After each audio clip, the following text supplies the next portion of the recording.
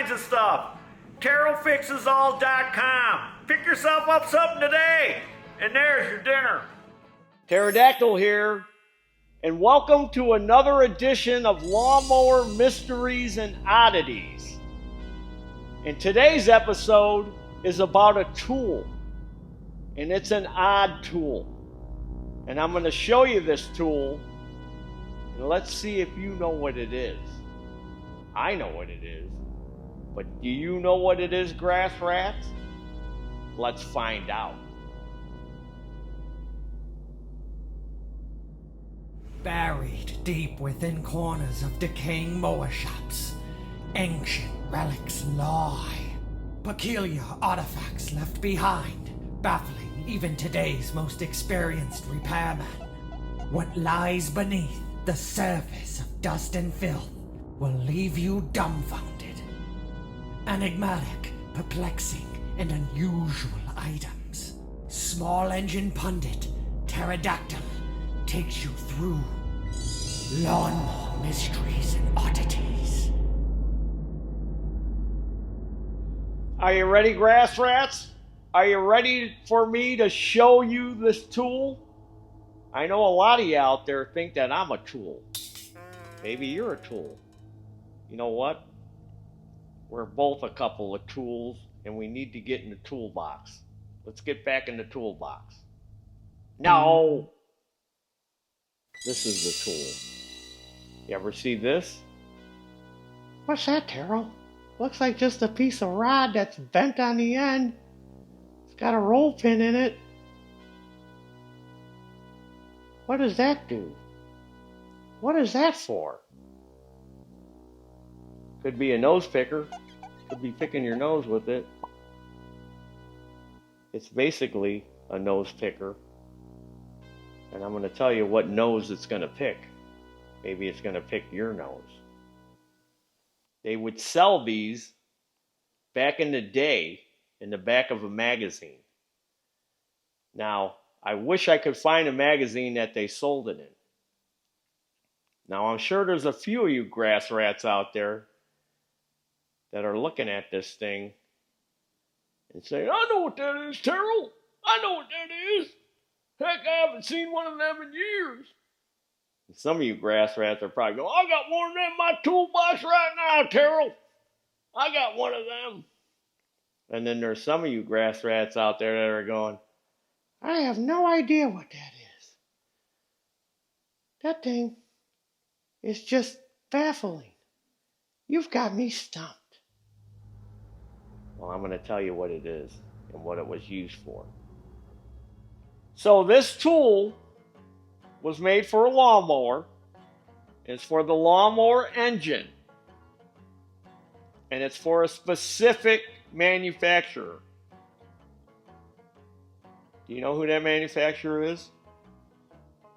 Lawn Boy. Somebody came up with this tool. This isn't a Lawn Boy tool. This isn't a tool that you would buy from Lawn Boy. Somebody came up with this idea to use on Lawn Boy engines. Are you getting close to figuring out what it is now, grass rats? Is it giving you any ideas? Light bulb going off on your head? Do you know what it's for? Well, I'm going to show you what it's for. After we gained all this suspense, I'm going to show you what this tool is for. Do you want to know what it's for? For a Lawn Boy engine. I'm going to show you. All right, I'm about ready to show you. Stop with the suspense already, Taryl. Stop with the suspense. Just get to it.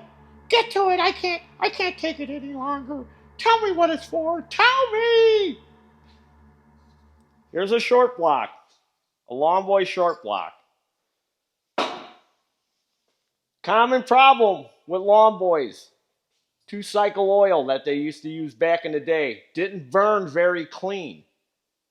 And what would happen when it didn't burn very clean? It would clog the exhaust ports.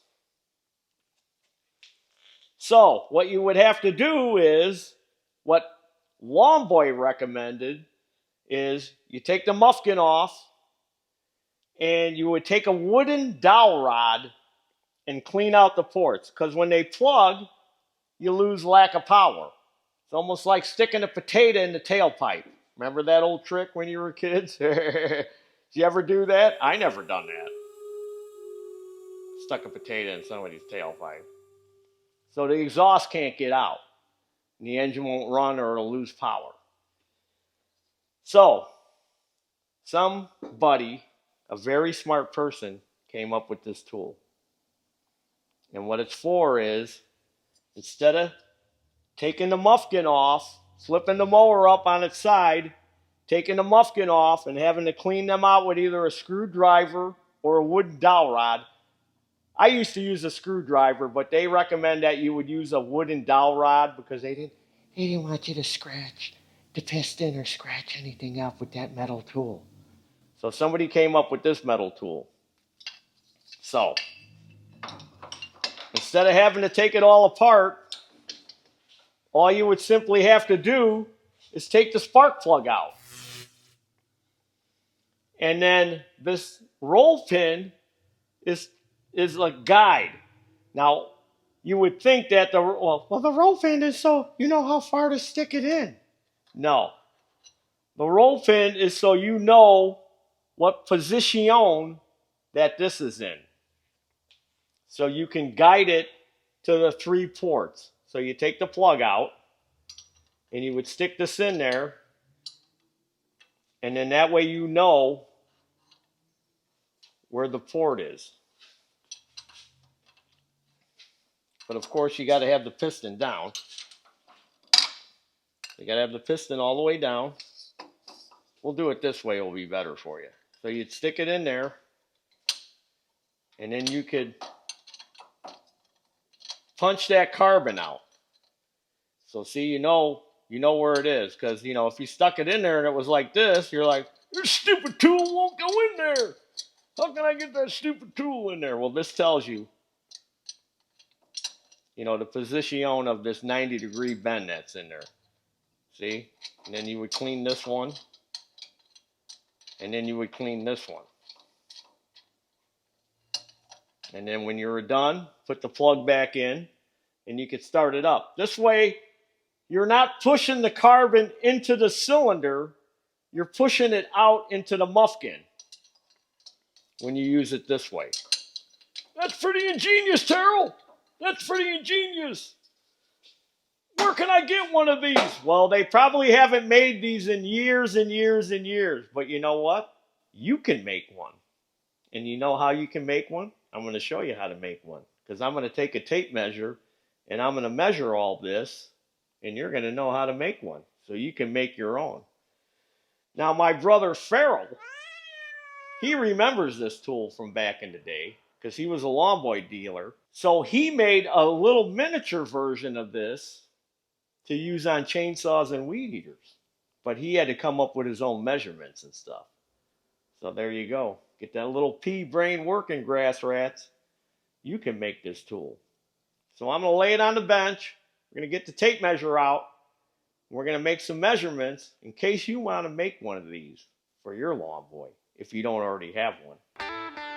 So this is a piece of 3/8 diameter bar stock or round stock. You can see it's 3/8 in diameter.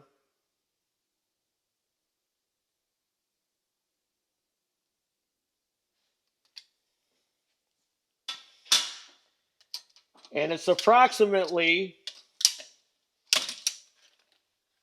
11 1/4 inches long. Now you can make it longer because of this. This is the part that's important. The handle can be as long as you want. You can make it 1 foot long. So this part here where the bend is approximately, say, 1.25 inches from here to the inside of that bend. Now again, if you bend it long, you could always cut it down to 1.25 inches. Like if you cut it, like say if it was here at 2 inches, you could just cut it down till you get to 1.25 inches on the inside. And if you notice, it's been ground flat here. They've taken a bunch of material away from here. And then it's been undercut right here. Now, I don't know the reasoning for this, but I'm sure it serves some type of purpose. But you got to have this ground so it'll get in there easy, because, you know, the piston only goes right to the bottom here. Let me turn this crankshaft on this short block so you can see. See, there's the piston, and that's as far down as it goes. So the reason that's ground away is to give you a little room.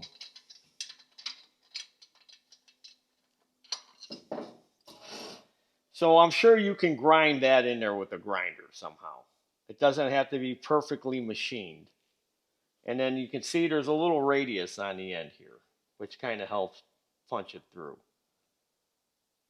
And then the roll pin, again, is that so you can locate it, so you know which position that this is in.